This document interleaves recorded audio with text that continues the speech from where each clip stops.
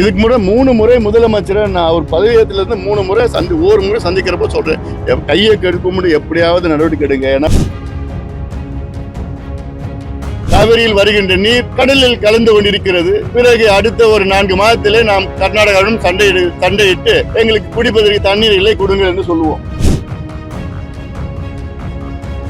திராவிட model என்னன்னா பழைய model, நம்பாஸ் இருக்காருல்ல, அந்த மாடல் தான். ஸ்டாலின் அவர்களுக்கு பயம் வந்து விட்டது. ஜாதிவாரி கணக்கெடுப்பு நடத்தினால் இந்த ஜாதி எவ்வளவு கேட்பாங்க, அந்த ஜாதி எவ்வளவு கேட்பாங்க, அந்த ஒரு காரணத்துக்காக மட்டும்தான் ஸ்டாலின் அவர்கள் ஜாதிவாரி கணக்கெடுப்பு நடத்த பயப்படுகின்றார். ஆனா இது திராவிட மாடல் இதுல எடுக்காதுங்க, இவங்க எடுக்க மாட்டாங்க, இவங்களுக்கு தெரியல, தெரிஞ்சதானே எடுப்பாங்க. திராவிட மாடல் என்றால் என்ன? மக்களுக்கு எந்த பயனும் இல்லாத ஒரு மாடல், பழைய மாடல். காவல்துறைக்கு தெரியாம யாரும் ஒரு பொட்டலம் கஞ்சாவை விற்க முடியாது. ஆனா முதலமைச்சர் பேசுறது எங்க கிட்ட அதிகாரம் இல்லை, எவ்வளவு ஒரு பொய்ய பேசிட்டு இருக்காரு முதலமைச்சர். இது சமூக நீதிக்கு இது துரோகம் செய்யறது. ஓராண்டு தேவையான நீர் இன்னும் திட்டம் இன்னும் நிறைவேறல. அது கிட்டத்தட்ட 12 மணி நேரம் கடலில் கலக்கின்ற நீர். 7 மாவட்டங்கள் காவிரி குண்டார் திட்டம் நிறைவேறியிருந்தால் இந்த 7 மாவட்டங்கள் பயன்பெறுகின்ற திட்டம் அது. இந்த திட்டம் கர்ம வீரர் காமராசரால் அறிவிக்கப்பட்ட திட்டம். அதற்கு நிதி ஒதுக்கீடு செய்யப்பட்டது. ஆனால் அந்த திட்டம் கிடப்பில் போடப்பட்டு இதற்கு எத்தனையோ போராட்டங்கள் எல்லாம் பாட்டாளி கட்சி தொடர்ந்து செய்து வருகிறது. ஆனாலும் இந்த அரசு அதை பற்றி கவலையே கிடையாது. நீர் மேலாண்மைக்கு, விவசாயத்திற்கு எந்த முக்கியத்துவம் கொடுக்காத திமுக அரசு வெறும் வார்த்தை ஜாலத்தால் மட்டும் ஆட்சியை நடத்தி கொண்டிருக்கின்றார்கள். முதலமைச்சர் அவர்கள் இப்போ வருகின்ற நீரை பயன்படுத்தி, இப்ப வருகின்ற நீரில் அடுத்து வரும் காலத்திலாவது இவ்வளவு நீர் கடலில் கலக்கின்ற நேரத்தில் இதற்கு பல திட்டங்களை வகுக்க வேண்டும்.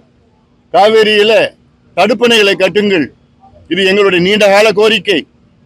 காவிரியிலே 10 கிலோமீட்டருக்கு ஒரு தடுப்பணை கட்டினால் குறைந்தது 50 TMC நீரை சேமிக்கலாம். மேட்டூருக்கு கீழ் நீரை சேமிக்க எந்த ஒரு திட்டமும் இல்லை, தடுப்பும் கிடையாது. மேட்டூர் அணை 93 TMC.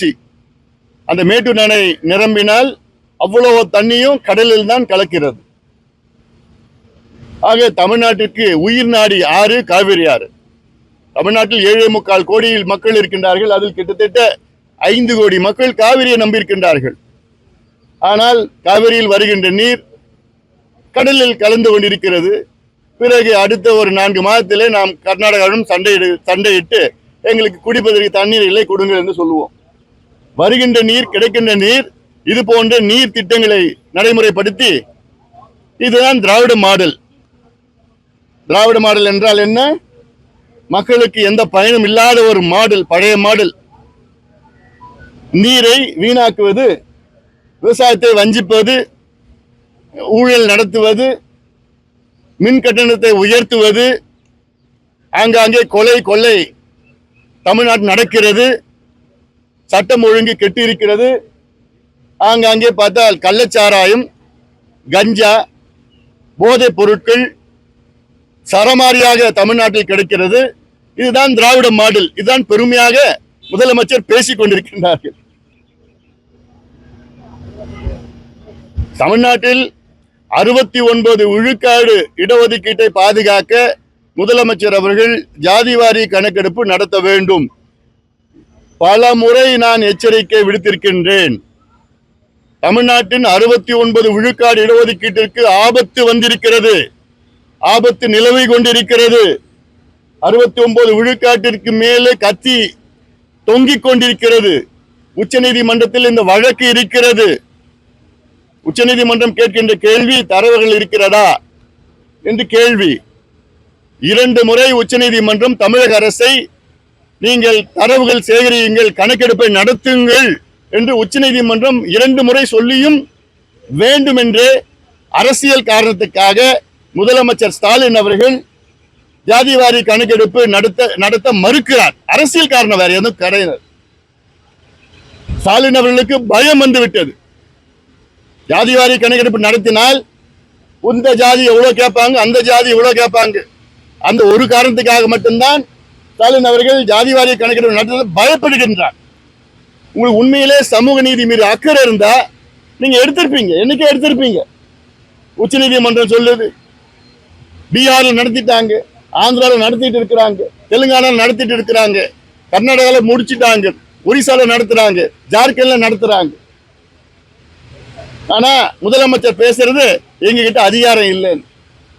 எவ்வளவு ஒரு பொய்ய பேசிட்டு இருக்கார் முதலமைச்சர். இது சமூக நீதிக்கு இது துரோகம் செய்யறது.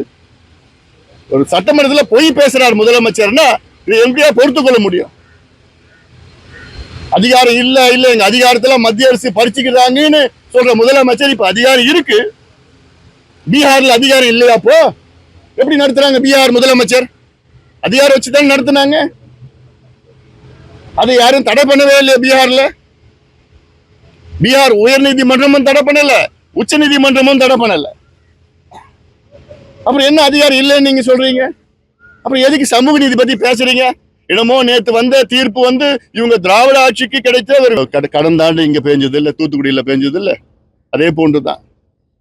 அதே போன்று காயல்பட்டினத்துல ஒரு நாள்ல 925 மில்லிமீட்டர் இது வரைக்கும் தமிழ்நாட்டு வரலாற்றுல அவ்வளவு பெய்யல, ஒரே நாள்ல பெஞ்சிருக்கு. அதே தான் இது அடிக்கடி நம்ம பார்க்க போறோம். அன்னைக்கும் நான் இதே இடத்துல சொன்னேன். நான் இது போன்ற சீற்றங்கள், இது போன்ற தினம் பெரும் மழை, பெரும் வயல், கடுமையான வறட்சி, பெரும் புயல் எல்லாம் அடிக்கடி நம்ம பார்க்க போறோம். அதற்கு தடுப்பு நடவடிக்கைகள், முன்னெச்சரிக்கை நடவடிக்கை எடுக்கணும். ஆனா இது திராவிட மாடல் இதுல எடுக்காதுங்க. இவங்க எடுக்க மாட்டாங்க, இவங்களுக்கு தெரியல. தெரிஞ்சதானே எடுப்பாங்க. திராவிட மாடல் என்னன்னா பழைய மாடல், நம்பாஸ் இருக்காருல்ல அந்த மாடல் தான் பழைய மாடல். பழைய மாடல் ஒன்றும் ஆகாது, ஏதோ பிக்கப் இல்லாம ஏதோ ஓட்டிட்டு இருக்கிறாங்க, அவ்வளவுதான். அது தெரிஞ்சாதானே. கேட்டா திராவிட மாடல், இது அம்பாசிடர் மாடல், அதுக்கு முன்னாடி வந்த மாடல். அதெல்லாம் மாணவர்களே வந்து பள்ளிகள்ல இந்த அறுவல் கலாச்சாரம் நேற்று கூட நாங்க ஒரு சம்பவம் பார்த்தேன். நான் எனக்கு பார்த்தாலே எனக்கு அவ்வளோ ஷாக். 9வது படிக்கிற மாணவன், இது சக மாணவன் அறுவாளில் வெட்டி ஏதோ ஒரு தலையில காயம் வந்துருச்சுன்னு படிச்சு நான் பார்த்தேன். நான் இந்த கலாச்சாரம் இதோட முடிக்கணும். அது ஏன்னா அதாவது இந்த வன்மம் என்பது ஒரு ஜாதியை வச்சியோ, ஒரு மதத்தை வச்சியோ, ஒரு இனத்தை வச்சியோ ஒரு வன்மம் என்பது இதெல்லாம் வந்து தொடரக்கூடாது. இது வந்து அதுல ஒரு விழிப்புணர்வு ஏற்படுத்தணும். முதல்ல அந்த காலத்துல தான் நாங்கள் மாரல் சயின்ஸ்ன்னு நாங்கள் படித்தோம், பள்ளிக்கூடத்தில் படித்தோம். எல்லாமே ஒரே ஒரு ஜாதி மதம் இனம் எதுவும் இல்லாத ஒரு படித்தது. இப்போ அதெல்லாம் எதுவுமே கிடையாது. ஆனால் முதல்ல அதுக்கு என்னன்னா வாதியாருங்க அப்படி அந்த நிலையில இருக்கிறாங்க, ஆசிரியர்கள் அந்த நிலையில மாறி இருக்கிறாங்க. அதனால் அதெல்லாம் ஒரு மாற்றம் கொண்டு வரணும்.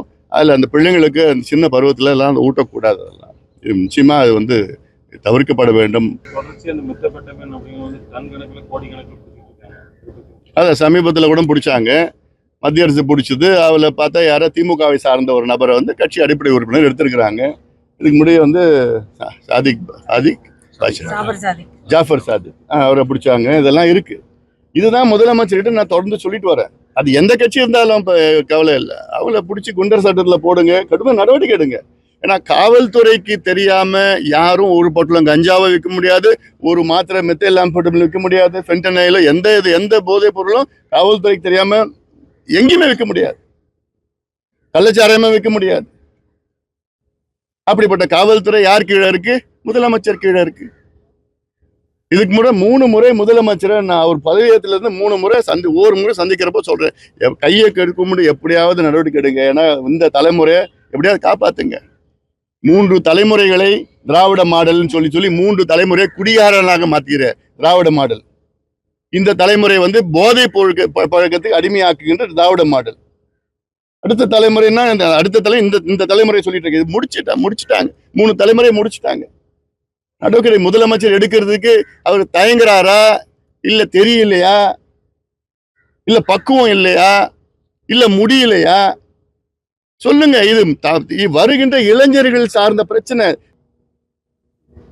மாநிலங்களவையில வந்து அமித்ஷா வந்து தவறான இது வந்து நாங்க முன்னாடியே சொல்லிட்டோம் அப்படின்னு சொன்னதுனால காங்கிரஸ் வந்து ஒரு நோட்டீஸ் அனுப்பிச்சிருக்காங்க. அதாவது ஒரு ப்ரிவிலேஜ் மோஷன் கொண்டு வந்திருக்கிறாங்க. அது பார்க்கலாம், அது என்ன அங்க அவையில அவங்களுடைய சபாநாயகர் என்ன முடிவெடுக்கிறான்னு பார்க்கலாம். இதுபோன்ற செய்திகளை மேலும் தெரிந்து கொள்ள எங்களது யூடியூப், ஃபேஸ்புக் மற்றும் ட்விட்டர் ஆப்களை சப்ஸ்கிரைப் செய்யவும்.